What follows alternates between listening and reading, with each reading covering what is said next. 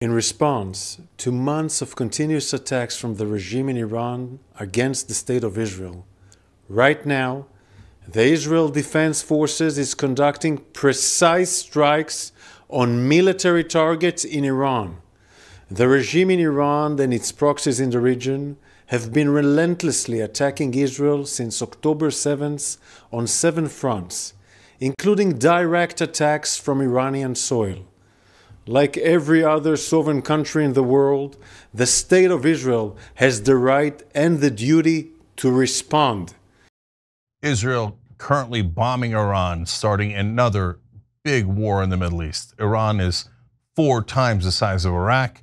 US forces are in the area and they might get hit, which of course I think is part of the plan. We're gonna get to that in a second. I'll tell you all the details and the facts about that, but let's start by explaining what's happening right now. Fars News, affiliated with the Revolutionary Guards, reported multiple large explosions rocked Tehran. Other Iranian media sites reported that explosions were near or at Imam Khomeini International Airport. Residents have poured into the street, witnesses said. So now, of course, Iran joins Lebanon, Gaza, Syria, Yemen, and I might be missing some countries that have been bombed by Israel, where all the residents in that area flee in panic and terror as Israeli bombs fall all over the Middle East. Reza Rashidpour, a prominent journalist in Iran, said 5 large explosions were heard in Tehran within about 10 seconds. He said Iranian Air Force jets have taken off in the western parts of the country. Good luck to those Air Force jets. So look, the Israeli military is far superior to the Iranian military, and then of course the US military is backing it up. So I think Iran is in a good deal of trouble in terms of the short-term outcome of this. I think the world is in a lot of trouble for the long-term consequences of this. And I want to be clear, they're bombing Iran right now. The other countries that I mentioned, they bombed earlier. The Israeli military has announced that its strikes are underway in Iran. It has rarely, if ever, previously acknowledged Israeli military action on Iranian territory. They commit a lot of action in Iranian territory. They did an assassination in Tehran, the capital of Iran, earlier, killed one of the leaders of Hamas there. They've also assassinated many Iranian physicists. Some they speculated were in the Iranian nuclear program. Others are not as clear. One of the physicists was killed in front of his kids while picking them up from kindergarten. But hey, it's Israel. They're a moral army, so they're allowed to assassinate and bomb anyone, anywhere.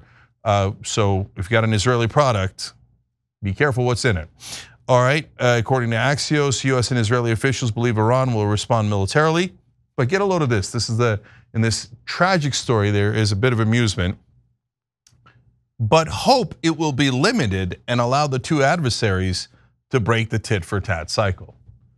Okay, so I've got more on that insanity from Axios for you, but the idea here is if we bomb them really hard, well, then they probably won't respond or will respond lightly, and that'll end it. Because usually when one side escalates, the other side says, oh, okay, no problem, we surrender because you're superior to us.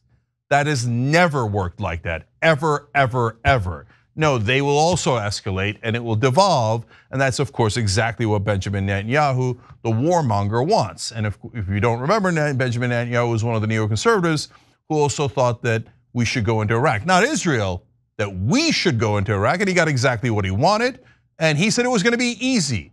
The neocons said they were gonna throw roses at our feet. Did Iraq look easy to you guys? After losing thousands of our citizens and hundreds of thousands of Iraqis and trillions of dollars, turned out it wasn't easy. But again, Netanyahu's attacking Iran this time, dragging us into it, promising it'll be easy. Well, if you bomb them enough, they won't respond. Here, I'll give you more from Axios. US officials said the goal was to deter Iran from responding and help Israel defend itself from another Iranian missile barrage. How would attacking them deter them from responding? This is the same kind of dumb things they said about Iraq. Oh no, if we bomb them, they will love us. And they literally said about Iraq, they will throw roses at our feet. Well, if you call IEDs roses, okay, maybe, but, and here we are again. And remember when the press said, oh, we're not gonna make that same mistake where we just got roped into telling you lies. Oh, golly gee, we didn't know they were lies. Oh, no, we thought they had weapons of mass destruction. They were about to attack us. Netanyahu and Cheney told us. So we won't do that again. And here we are. And they're saying, oh no, if you bomb Iran, that'll make war less likely. Yeah, if you're in the book 1984, that's exactly how it would go. George Orwell was a genius. More, President Biden's Secretary of Defense Lloyd Austin decided to deploy a THAAD missile defense system in Israel with a crew of US military operators. Now that is very relevant because that means US soldiers could actively engage in the fighting between Israel and Iran on Israeli soil. And the minute that Iran hits a US soldier, or we hear that Iran hit a US soldier, here we go. Then they say, oh, there's nothing we could do. We had to get into a giant war with Iran. We had to. Our special ally has invaded this country. We have to support their invasion. I mean, the right to self-defense, right? They're self-defending themselves all over the Middle East. And lastly, here on Friday, several hours before the Israeli strike, CENTCOM command announced the US Air Force F-16s from the 480th Fighter Squadron based at Air Base in Germany had arrived in US Central Command's area of responsibility. In other words, we didn't vote for that war. America never declared war, but Biden sent all of our troops and our military there to engage in this war already. Where was the goddamn vote? I don't remember a vote. Did Congress vote on the war? No, nothing. But instead, Biden's like, oh yeah, Israel is doing self-defense in the middle of Tehran, the capital of Iran. That's where you're doing self-defense? Look, I know, yes, Iran helps the proxies of Hezbollah and Hamas because they're outraged by the occupation that has lasted 57 years. But I know we're not supposed to complain about the occupation. I mean, it's only Palestinians and Arabs. You know that they're savages. They need to be occupied and oppressed. How dare Iran help other people fight back? And so, of course, they too had to be occupied, like southern Lebanon and northern Gaza and the West Bank, and on it goes. And soon, maybe they'll be occupying Iran and say, well, we had to. I mean, we had to take all of these countries for our self-defense. Okay, Mondale, what are your thoughts? Listen, I have no evidence to prove what I think, Cenk, but I'm gonna say it and I'm gonna preface this again. I have no evidence to prove this. But Benjamin Netanyahu is a lot of things, but dumb is not one of them. And I think this is an intentional political act on America's. This is him been an act in American politics as he's been for so many cycles. And I think this is disgusting that he's playing with so many people's lives, escalating the situation at this moment, this close to an election, so as to try to have a sway in what is and what isn't. I'm disgusted by this for the simple fact that Benjamin Netanyahu does not care about anything except for Benjamin Netanyahu and his extreme government. And to say that you didn't have a role, Benjamin Netanyahu, when you killed Iranian generals, knowing what was going to be the repercussion, and they were going to strike back, and then to go on TV or send your proxy on TV to say that this is to protect Israel, this is to stop Iran from bombing Israel is absolutely disgusting because it's not going to stop Iran. It's going to make them bomb more. And we know, you already articulated, Cenk, it is in hopes that an American get killed. So to drag us in this war. And we are obligated to say that to some extent, our Congress and our current president is partly responsible for this because they were acting weak and they allowed him to keep going and keep bombing the hell out of Gaza and Hezbollah. And this is where we are. It is the weakness of American administration and Congress that has got us in this point. It is disgusting behavior for sure. Of course, the American Congress is responsible for this. They sat back and did literally nothing besides help Israel more. This has been going on even from, specifically from October 7th, so over a year ago. And even at the time they said, oh, we're gonna just like deal with this easily. It'll be over soon, whatever. Everyone knew that was not going to be the case, right? We've seen this happen before. This looks just like World War II. This looks just like after September 11th. But Israel is the most moral army in the world. So they're also incredibly bold for such a small country, right? They have no shame in saying these things and then acting one way. They have no shame in their blatant hypocrisy between the things that they say and the things that they do. But they believe that they're entitled to more land and to more resources. And they believe that they're entitled to more US money and more US weapons. And honestly, you can't blame them for believing that, because we keep sending them money and weapons. And we do so even as they continue to go rogue and attack more and more people, even as the US is saying, please don't do that. And they're like, we're going to do it anyway. But if they hide behind morality and just defensiveness, right? They're always on the defense. They're never on the offense, even though they're the ones attacking people. But they can get away with anything. If that excuse can be thrown at any one situation, it can work in a different situation, right? It's the same thing. There's no difference between Gaza or Iran or Yemen or wherever. And the idea that preempting aggression justifies aggression is kind of unfathomable, but it's also exhausting. It's just wartime propaganda referring to Cenk, what you were saying about how they'll back off if you attack them. We know that they don't believe that. That is a dumb military tactic. It has not been proven to work throughout history, but it's baffling how it keeps working on the American people. They can just keep saying the same tired line to the American people. And so many Americans still support this war and still support Israel and everything that they're doing in Gaza and the surrounding areas. So Yasmin's in Texas. Let me use an analogy. If you went up to a guy in Texas and you slapped him across the face, do you think that would deter him from striking you back, or would it cause him to strike you back? Yeah, especially coming from me. He would say, whoa, whoa, whoa, let me not mess with her. And then we would just go our separate ways. That's exactly how it would go down. I mean, coming from any of us, coming from anybody, I mean, the other side's gonna strike back. That's the most obvious thing in the world. You'd have to be a gargantuan liar to say something so stupid as if we hit them, that means they won't hit us back. So now let's look, this tit for tat stuff that they do and is maddening, but I've got to clarify a bunch of things. So first of all, the US military is not engaging in these offensive strikes against Iran. Only the Israeli military is. But then I would ask Biden, then why do you have them there? What is your purpose now? Oh, what, Iran is so dangerous, we're here to defend Israel. Almost none of Iran's bombs land. Almost none of Hezbollah's bombs land. Wow, so dangerous. Meanwhile, Israel killed 2,400 people in southern Lebanon already. I lost count, it's probably higher than that. That was from a couple of days ago. Oh, but to be fair, Israel, 1,200 people died in Israel. Already twice as many in Lebanon, and that's a minor incursion for them. Over 42,000 dead in Gaza. Every one of Israel's bombs lands. And when it does, it kills hundreds of people. Now they've killed thousands, tens of thousands of people. The other side's bombs barely land, they generally don't. So this idea that, oh my God, Israel's about to be, oh my, there's just such grave danger. Since October 7th, they've lost what, how many people? It's not even, it's minuscule compared to the people who've died in Gaza and Lebanon and now Iran. No, look guys, I care about the Israeli lives. I don't want any of them lost.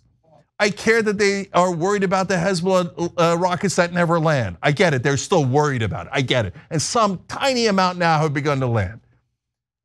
But when you then go bomb Iran as they did when they killed Ismail Haniyeh, when you go do endless assassinations in their territory, then you're not going to be dealing with Hezbollah, and you're not, this is not a Hezbollah issue, this is not a Lebanon issue, this is not a Hamas or occupied territories issue. This is Israel definitely attacking Iran first.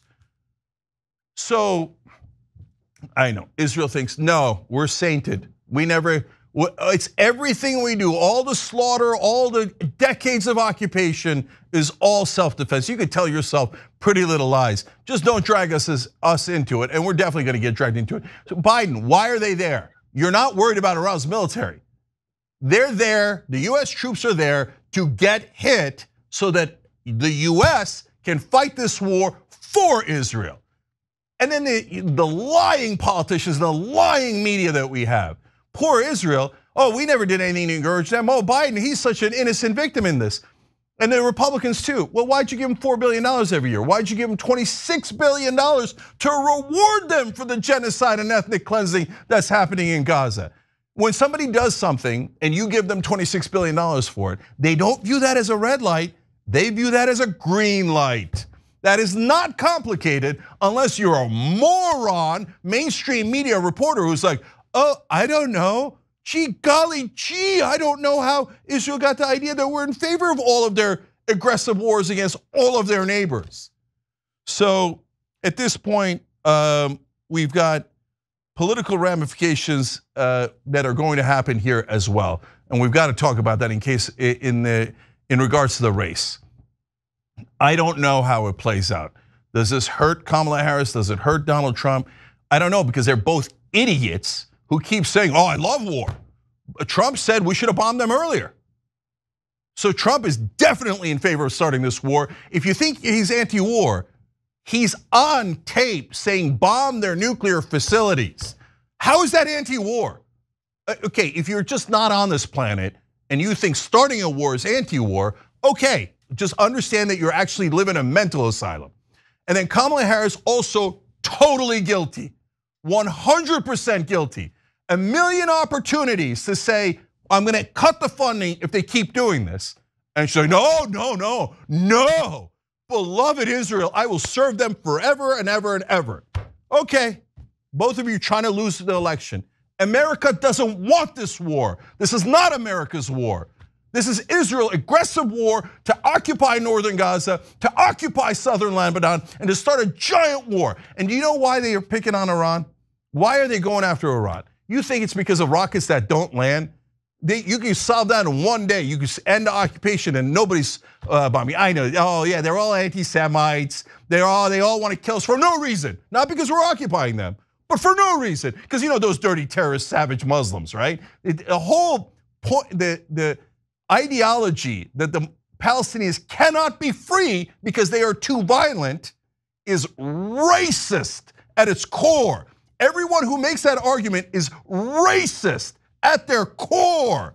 There is no such thing as any human being who's too violent to make peace and who can never govern themselves. That they're such savages that they can never govern themselves. Right now, the terrorist government of Israel says the Palestinians will never be free. They voted for it in their cabinet. They said, we are never ever going to give them a Palestinian state. What would you do if you were in Texas, if you were anywhere? What would you do if someone occupied your land and said, I can cut off your food, your water, I can kill your family anytime I want, and I'm gonna come in and bomb you and kill you and detain you and occupy you, but if you fight back, you're a savage terrorist. So if you fight back, it's your fault.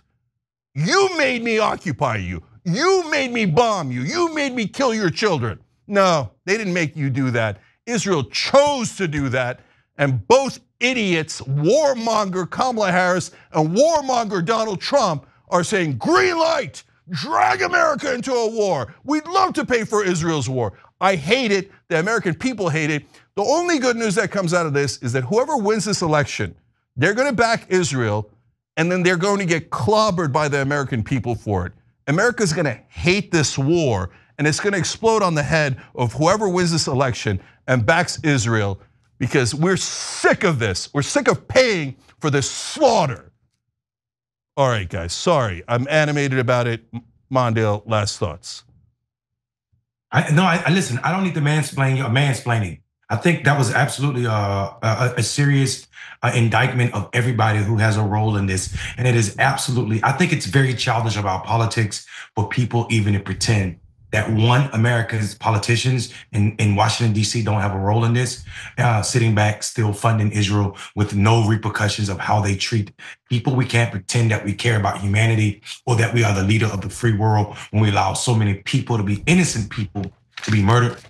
They could have created 4 or 5 militias the size of the one that was controlling Gaza, if you count the number of people that were murdered. So this is absolutely disgusting. And I think it is also childish for America not to have a strong rebuke of Benjamin Netanyahu's extremely right-wing government that is playing politics with the lives of so many people and destabilizing the Middle East, continually destabilizing the lives of people in the Middle East, simply so he can maintain power.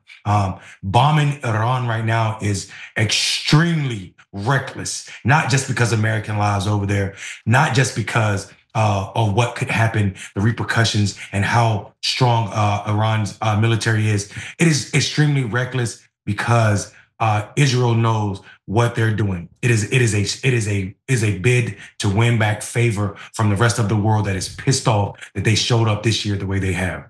Yeah, I just want to point out and remind people that Trump, while he was president, he declared Jerusalem for Israel. So that set the stage for a lot of this. And at the time, it made some headlines, but really not as much as I felt like it should have at the time. And he also pulled out of the Iran nuclear deal, the Obama era Iran nuclear deal, which allowed Iran to start fortifying fortifying uranium, to the strength that they would need to build nuclear bombs, whereas before with the Iran nuclear deal, they were unable to do so. But anyone from any colonized nation can see exactly what this is. Israel acts like they're better than other colonizers, maybe in a similar way that the US does, but they are the aggressors, and that's it, nothing else. Once upon a time, they were the victims, but today they are not the victims anymore. It's the same thing like what happened after 9/11, but the difference is that this time we have social media. We can literally see the damage that we as a country are inflicting on the rest of the world. And the US loves its proxy wars, right? We love to sit on the sidelines. We are geographically separated from the rest of the world. So we like to pretend like, oh, it's not us. We're just over here living our lives, very comfortable lives that we live over here. But we can see all of our tax dollars, what it's funding, and we have bombarded on our phones all day, every day. We see images of dead children, bomb buildings, bomb schools, bomb hospitals. They cannot hide in the same way that they did after September 11th, because after September 11th, a lot of the American people were very ignorant as to what was actually going on over in the Middle East. It was so far away from us. We weren't even thinking about it. Whenever we were attacked on 9/11, most Americans had no idea why. Genuinely, most Americans were like, why would they do that to us? We were just over here living our lives. It's very bizarre, but this whole situation with October 7th compared to 9/11, there's a lot of similarities, not just in what happened, but also in the responses to it, right? Invading other countries just because there's general volatility. And that in and of itself, I think, is rooted in racism, specifically the fact that I think the United States, the people here, they don't really know the difference between the different countries over there. So I think whenever we were attacked by people from Saudi Arabia back in 2001, and then our president went up there and said, we're going to invade Iraq, most people were like, that makes sense. Because I think it didn't click, that didn't make any sense. It really didn't. So, yeah, the colonizers had to defend themselves to keep occupying and colonizing and other people. Wow, what a compelling argument.